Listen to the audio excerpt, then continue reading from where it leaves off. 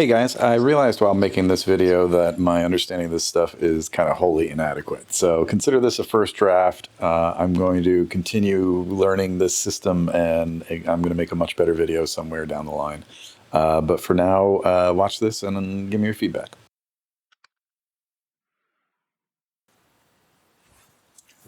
Okay, seems like that's working. All right, this is the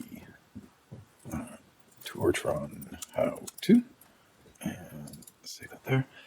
Okay, so, all right. Hey, it's Gus from Level Tours. This is my video on how to do these swoopy shots. I'm going to give it a little disclaimer. I'm going to go through what RPCS3 is, show you the string and the right way to do it, the way it doesn't work for me yet, show you the setup and controls, and then talk about FPS and filling backwards. And that's what we're going to do here today. So this is going to be probably a pretty long, rambly, boring video, and it's definitely not for my normal audience. This is for other creators and people who are interested in figuring out how to work this system if they want to do fancy camera shots of the levels of The Last of Us. That's pretty much what this is good for. So this is RPCS3.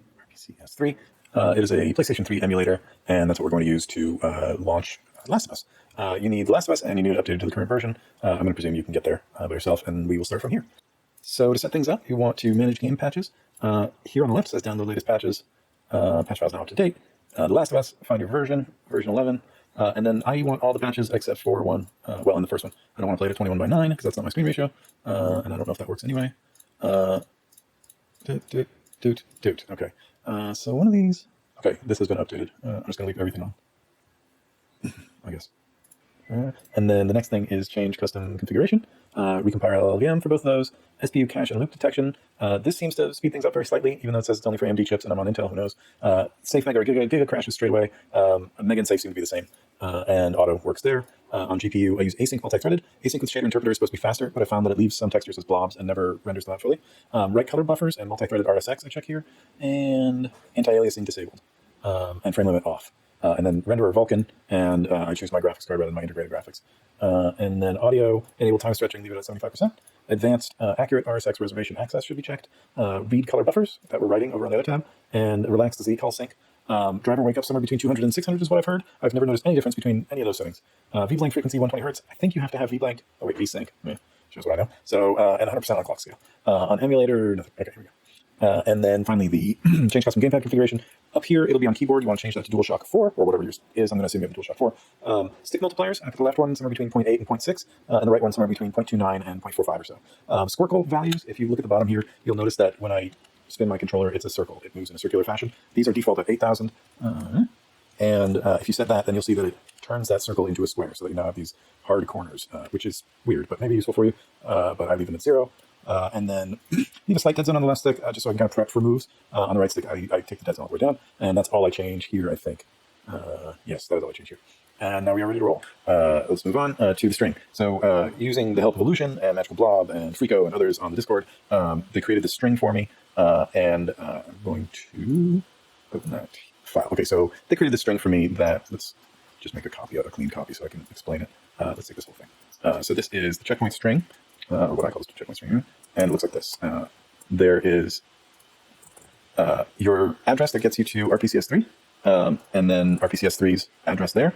So that's, I guess, all RPCS3's address. So that's RPCS3's address, and then a space, and then the address to the eBoot is right there. So that is the address to RPCS3, and then the address to the eBoot, which is in the lowercase game folder inside the RPCS3 folder. I'll have a special character here that you'll have to replace with your own specific address. It won't be the same as mine. And then it has this other stuff here. I'm going to try and explain these, but I'm not guaranteeing that I understand what they all do. So let's go through. Force dev menu forces there to be Illusion's developer menu. And then after that, it's loading player 1, which is character level Joel. I think Bill Escape Relaxed Anims is loading player 2. And then I think Co-op Hunt. Okay, then definitely Co-op Hunt Street Proto is the your level name. So this, for example, is the name of Checkpoint. Checkpoint was the prototype map. So co-op mode, Hunter Street, just what they call Checkpoint Hunter Street prototype. So Co-op Hunt Street Proto is the name of the level. And then I found that I can do the same thing without these things in the string. It doesn't seem to change anything, but I just load them because Illusion put them in the string, and I don't know what they do. So it seems like these things load anyway without them. But these are decals, HUD, MISC effects, net, particle, shrub.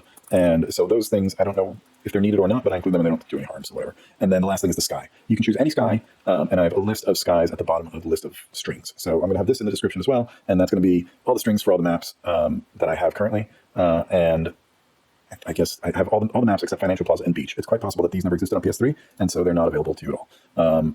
And then there are a couple things in there that are called co-op that don't do anything, like co-op sewer camp, and I think there's one called co-op Tommy, something like that. So I don't know, there may be more. Yeah, co-op Tom Sweeney doesn't load, and co-op objective fuel and co-op objective stash don't load for me. But anyway, here's the list of skies that I have found, and I think I've tried to associate them with the maps they go with here. Yeah, I'll include a clean version of this in the description. Note that some maps, like the dam here, need to have their water loaded after their map. So like it says, co-op Tom River, and then co-op Tom River water with a space separating before the decals. So yeah, that is the string. You don't need to break it out like this. All I do with it, to go back to, I'm just going to paste the original that I copied there. So all you do with it is, well, actually, I'll show you how I use it. So if I wanted to say load downtown here, I can copy this whole thing, and then load a command line, paste that whole thing, and then let's say I wanted to change the sky, I can just go grab any sky. So let's go see downtown at, let's see, what's daytime? So I think Sky Hun Co-op is daytime. That's the basic. Oh, that's already there. Okay, great. So I think this should be a daytime. So now you can only have one RPCS3 open. So press up to just repeat whatever you last put in command line. So if you're just trying to summon the exact last thing you did, you just press up once. Pressing up more will grab the last few things you did there. So just tap up once to do the last thing you did, and then patiently wait for it to crash. So the first few times you start the game, it's going to be poor. The game is going to improve each time you boot it up. At first, it does this compiling PPU modules business for quite a while, and then later it's going to do compiling SPU modules. I don't have any clue what the difference between those are, or why it has to do this every time. But it does that. Here you go, building SPU cache. So after a while, it doesn't do the compiling PPU modules anymore, but it always still does this building SPU cache. And if you don't see the FPS up here moving, you've crashed, and it's over. Quick tip, you do have to have your controller plugged in when you open RPCS3, or it won't detect it. You can't start the game up and then plug in your controller. That's the first thing it loads at the bottom here. It says device detected, controller 0 or something like that. And that's the first thing I was checked. Sometimes it doesn't detect the controller, and at that point you just have to close out the whole thing. You can just X these out and they'll crash, or just crash the whole program at that point, because if it doesn't detect the controller when it first starts up, then it won't ever work with the controller. So I'll fast forward this. All right, it's crashed again. So as if to prove a point, RPCS3 crashed, and not only did it crashed so hard that it's saying it can't run on my PC. So I'm going to reinstall RPCS3 and then start recording this again. All right, it's honestly the next day. I struggled a lot to get this working, but now I've got it working. When you are in-game, you have two menus. This is the hold L3 and press options menu. There's also a hold L3 and press share menu. I'll show you in a bit.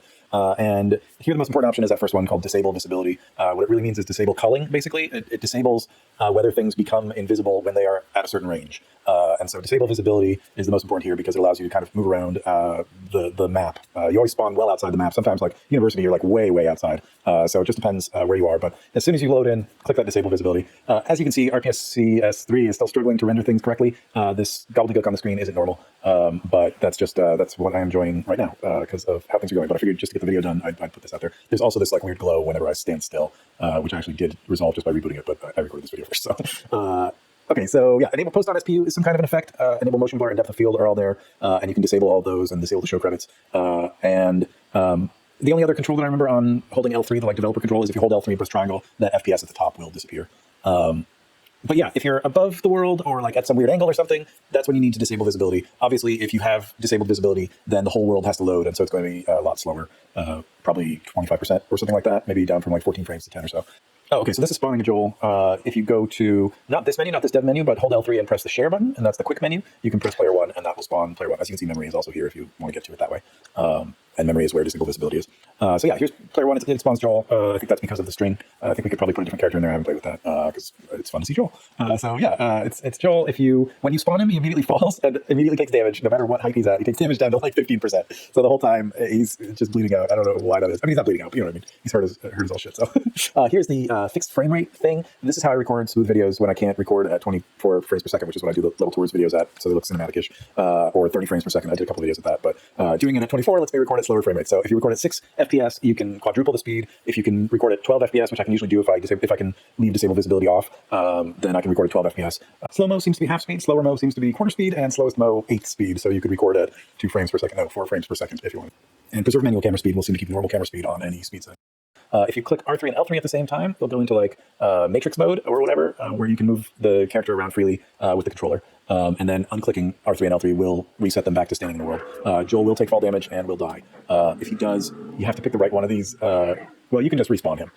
There is reset actors and reload actors. One of those crashes the game. I don't remember which is which. And the other one makes Joel bald, so I haven't really used it. But yeah, so if you, let's see. Oh yeah, there are these other options here: enable wireframe, see-through, point mode. None of those seem to do much for me. Like I said, again, this haze isn't normally there, as you've seen in the videos.